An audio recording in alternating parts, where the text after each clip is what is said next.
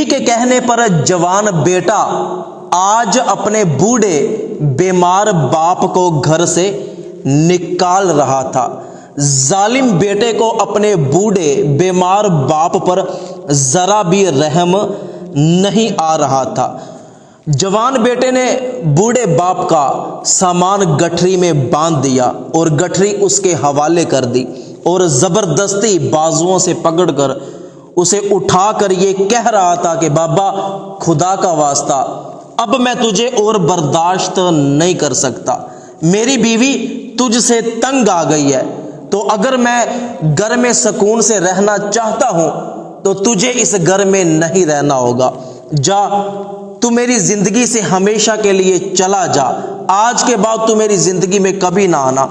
باپ بیچارہ مسلسل یہی کہہ رہا تھا کہ بیٹا ایسا کام نہ کر، مجھ بوڑھے پر اتنا ظلم نہ کر، مجھے گھر سے نہ نکال، لیکن بیٹے نے بوڑھے باپ کی ایک نہ سنی۔ اتنے میں ہمسائیگی سے ایک نوجوان وہاں پر آیا تو اس نے اس بوڑھے شخص کو پکڑا اور اس کے بیٹے سے کہنے لگا، او کچھ خدا کا خوف کر، کچھ شرم کر، تو باپ کے ساتھ ایسا ظلم کر رہا ہے، اس کو گھر سے نکال رہا ہے۔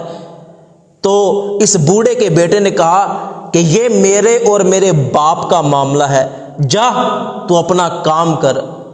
تو وہ ہمسایہ بھی یہ کہتا ہوا وہاں سے چلا گیا کہ ان دونوں کا تو اللہ ہی حافظ ہے۔ تو جوان بیٹے نے ہاتھ جوڑ کر بوڑھے باپ سے کہا کہ خدا کے لیے لوگوں کے سامنے مجھے ذلیل نہ کر، یہاں سے اب چلا جا۔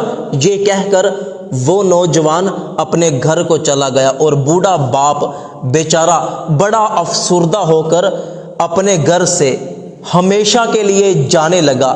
اتنے میں اس بوڑھے شخص کا پوتا سکول سے واپس آ رہا تھا۔ اس نے اپنے دادا سے پوچھا کہ دادا کہاں جانے لگے ہو، آؤ گھر چلتے ہیں۔ تو اس نوجوان نے گھر کے دروازے سے دیکھا کہ میرا بیٹا میرے باپ کے پاس کھڑا ہوا ہے، تو دوڑ کر گیا اور اپنے سکول جانے والے بیٹے کو بازو سے پکڑ کر گھر لے آیا۔ ٹھیک 5 دن بعد باپ اور بیٹا گھر کے دروازے کے پاس بیٹھے ہوئے تھے۔ باپ چائے پی رہا تھا اور بیٹا سکول کا سبق یاد کر رہا تھا کہ اچانک بیٹے نے اپنے باپ سے پوچھا کہ ابو جی دادا کہاں پر ہے، کیا وہ کبھی واپس نہیں آئے گا؟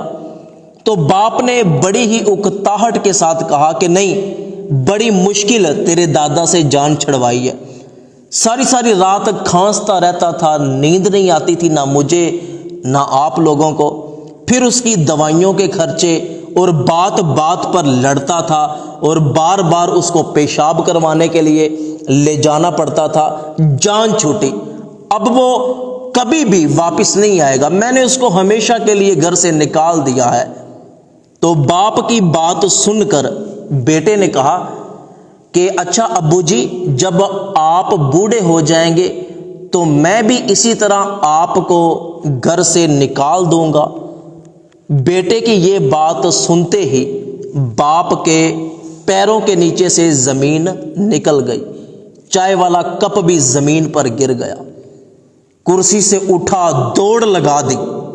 اب وہ گلیوں میں، سڑکوں میں، بازاروں میں اپنے بوڑھے باپ کو پاگلوں کی طرح ڈھونڈتا پھرتا ہے اور راستے میں آنے جانے والے لوگوں سے پوچھتا ہے کہ کہیں آپ نے اس طرح کے بوڑھے آدمی کو تو نہیں دیکھا، لیکن کہیں سے بوڑھے باپ کا پتہ نہیں چلتا۔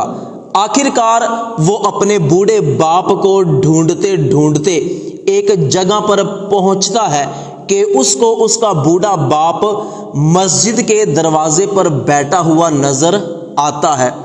وہ اپنے بوڑھے باپ کے پاس جاتا ہے، جا کر اپنے باپ کے قدموں میں بیٹھ جاتا ہے، کہتا ہے کہ ابو جی میں نے آپ کو بڑی بڑی جگہوں پہ تلاش کیا لیکن آپ یہاں بیٹھے ہو۔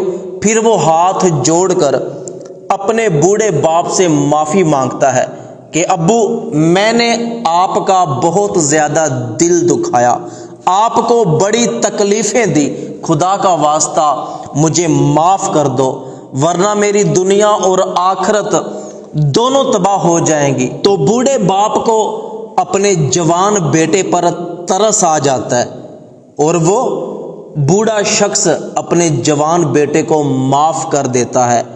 तो वो नाफरमान बेटा अपने बूढ़े बाप को वहाँ से उठाता है और इज़्ज़त के साथ अपने घर ले आता है।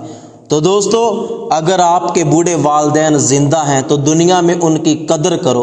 अगर उनकी कदर नहीं करोगे, उनकी नाफरमानी करोगे, तो तुम्हारी दुनिया भी बर्बाद हो जाएगी, तुम्हारी आखिरत भी बर्बाद हो जाएगी। अल्लाह पाक से दुआ है कि अल्लाह पाक हमें अपने